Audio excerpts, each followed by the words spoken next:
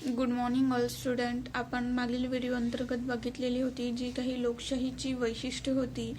या लोकशाहीच्या वैशिष्ट्यांची माहिती आपण बघितलेली होती. या वैशिष्ट्यामध्ये आपण 10 वैशिष्ट्ये बघितलेली होती आणि 10 ही वैशिष्ट्यांचे विस्तारित असे रूप जाणून घेतलेले होते. तर आज आपण बघणार आहोत जी काही माहिती तंत्रज्ञानाची साधने आहे. तर या माहिती तंत्रज्ञानाच्या साधनांचा वापर आणि सामाजिक चळवळीवर या माहिती तंत्रज्ञानाचा कशा पद्धतीने प्रभाव पडतो याविषयीची माहिती बघूया.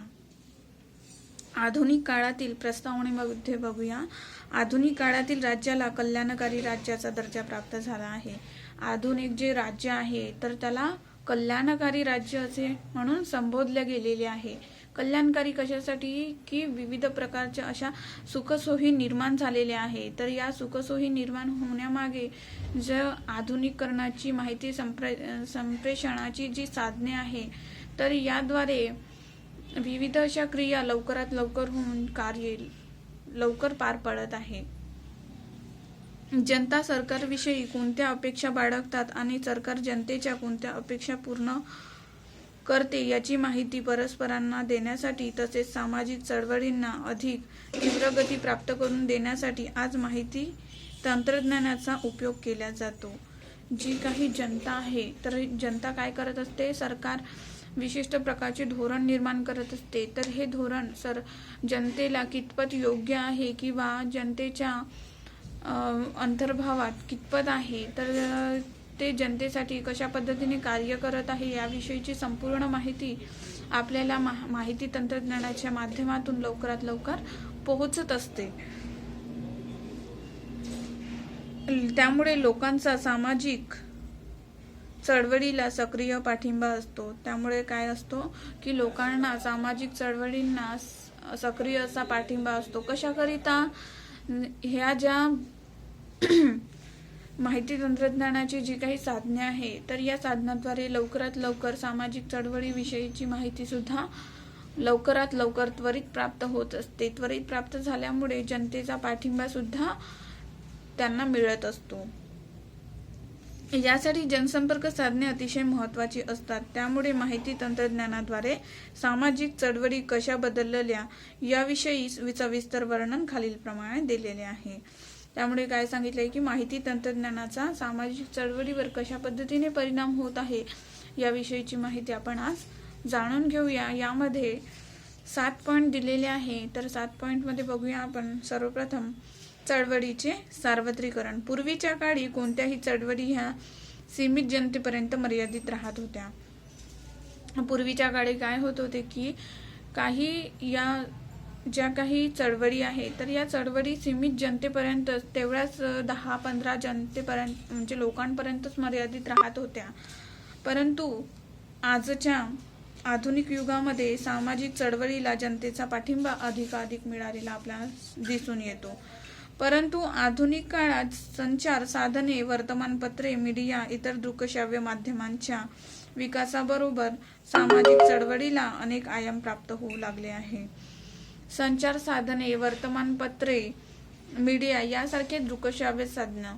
तर या दृकश्राव्य साधनांच्या माध्यमातून विकासाची जी काही प्रक्रिया आहे किंवा सामाजिक चळवळीची प्रक्रिया आहे तर ती लवकरात लवकर जनतेपर्यंत कशा पद्धतीने सामाजिक चळवळीचे कार्य पोहोचण्याचा प्रयत्न होत असतो. यामुळे अनेक वेळा जनता चळवळींच्या मूलभूत प्रश्नावर एकत्रित येण्यास तयार असलेली असते. त्यामुळे काय होत असते की जनतेचे जे काही प्रश्न आहे तर ते लवकरात लवकर सामाजिक चळवळीपर्यंत किंवा व्हिडिओ अंतर्गत किंवा साधनांतर्गत पोहोचल्या जात असते. त्यामुळे जनतेच्या ज्या काही अपेक्षा आहेत तर त्या लवकरात लवकर पूर्ण होण्यास मदत मिळत असते. त्यानंतर बघूया आपण अल्पकालीन संघर्ष.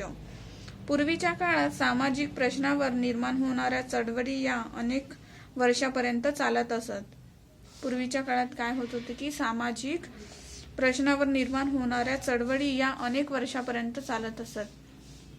एखादी चळवळ निर्माण झाली तर विविध प्रकारचे आजच्या आधुनिक युगामध्ये साधने आहेत ती नव्हती पूर्वीच्या काळामध्ये. त्यामुळे ही निरंतर अशी प्रक्रिया चालत असते. एक वर्ष, 2 वर्ष किंवा त्यापेक्षाही जास्त वर्ष लागून जायचे, परंतु आजच्या या आधुनिक युगामध्ये ती प्रक्रिया नष्ट झालेली आहे. आधुनिक काळातील चळवळी या माहिती तंत्रज्ञानाच्या प्रसारामुळे अल्पकालीन झालेल्या आहे. माहिती तंत्रज्ञानाच्या प्रसारामुळे या ज्या चळवळी आहेत तर या अल्पकालीन झालेल्या दिसून येतात. महात्मा गांधींची स्वातंत्र्याची चळवळ अनेक वर्ष चालू होती. महात्मा गांधीजींची जी चळवळ होती तर ती अनेक वर्षपर्यंत चालली. ती पूर्ण होण्यास खूप काळ लागला, परंतु जनलोकपाल विधेयक निर्माण होण्यासंबंधीचे अण्णा हजारे यांची चळवळ, जनलोकपाल विधेयक निर्माण होण्यासाठी जी काही विधेयक निर्माण होण्यासंबंधीचे कार्य होते तर ते तात्काळ पूर्ण होण्यास मदत झाले. तंत्रज्ञानाच्या प्रसारामुळे लवकर सुरू होऊन शांत पडली. तंत्रज्ञानाच्या या प्रसारामुळे लवकर सुरूही झाली आणि तात्काळ शांत पण पडली, कारण जनतेमध्ये संचार माध्यम अत्याधिक तीव्र गतीने माहिती प्रसारित करत असते. संचार माध्यमाचे मुख्य कार्य म्हणजे जनतेमध्ये आपली जी काही माहिती आहे तर ती प्रसारित करणे आणि जनतेचा सहभाग कितपत आहे याविषयीची माहिती जाणून घेणे. त्यानंतर बघूया आपण 3rd नंबरमध्ये नियोजनाचा अभाव. कोणतीही सामाजिक चळवळ म्हटली की त्यामध्ये नियोजन असणे आवश्यक असते. कोणतीही सामाजिक चळवळ असो किंवा कोणतेही कार्य असो यामध्ये नियोजन असणे फार गरजेचे असते, कारण नियोजनानेच कार्यपद्धतीला योग्य ती वाटचाल मिळत असते. वाटचाल तर मिळतच असते, परंतु ते कार्य योग्य रीतीने आणि टप्प्याटप्प्याने होण्यास फार मदत होत असते. पूर्वीच्या काळी योग्य नियोजन करून चळवळ प्रारंभ केला जात होता. पूर्वीच्या काळी काय होते की योग्य असे नियोजन केले जात होते आणि त्या नियोजनानुसार टप्प्याटप्प्याने कार्य केले जात होते. परंतु आजच्या काळात काय होत आहे, आधुनिक काळात प्रसिद्धीच्या हव्यासापोटी अनेक सामाजिक चळवळींचे नेते नियोजनाला महत्त्व देत नाही. प्रसिद्धीच्या हव्यासापोटी अनेक सामाजिक नेते काय करतात, नियोजनाला महत्त्व देत नाही. त्यांना नियोजन म्हणजे ते नियोजन करतही नाही आणि व्यवस्थापन आणि नियोजनाला महत्त्व देत सुद्धा नाही.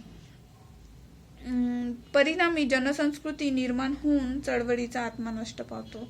जनसंस्कृती निर्माण होऊन चळवळीचा आत्मा हा नष्ट पावतो. आजकाल गर्दी जमविण्याला चळवळ असे म्हटले जाते. आजकालच्या या काळामध्ये काय म्हटले आहे की गर्दी जिथे जमली तिथेच चळवळ निर्माण झाली असा बोध होतो.